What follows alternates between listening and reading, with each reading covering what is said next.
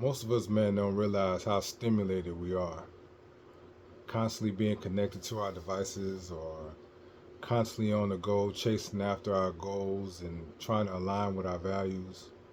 It keeps us in a mind frame where we're always wired, where we are constantly seeking the next thing.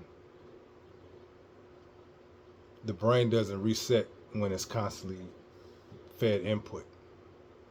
It makes discipline feel much harder than it actually is.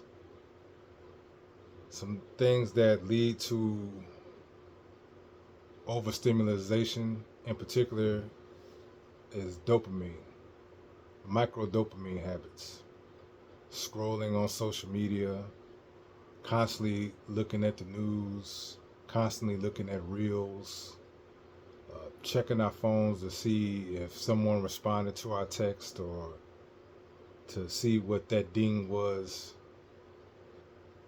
All these small habits add up over time. Each time it's taking away dopamine. Not trying to moralize or say that it's bad, just saying this is part of the reason why we feel like discipline is so hard at times. Over time, constant use of these things, let's just say reels, for example, that was something that I struggled with for a long time. It makes your dopamine baseline drop. Motivation depends on contrast. So if everything is stimulated, then nothing feels like it's a reward. And it's subtle. It happens over time. So little by little, we constantly filling our brains up with it. Then everything seems a little more dull, a little less rewarding, a little less fulfilling. We don't have that same edge to go after our goals like we would before we got connected and overly sensitized. It's not laziness, it's just adaptation. So let's talk about regulation. What regulation actually means is fewer inputs, it's more boredom tolerance. That was a big one for me. Being able to just sit and not do anything. We're talking 5 minutes, 10 minutes. It doesn't have to be hours out of your day because we also have to balance it with being productive. So that way we can reach our goals. We have families, we have friends, we have obligations. We owe it to ourselves to be better than we were yesterday. So it doesn't mean that we can just only sit and be bored. I'm not saying that at all.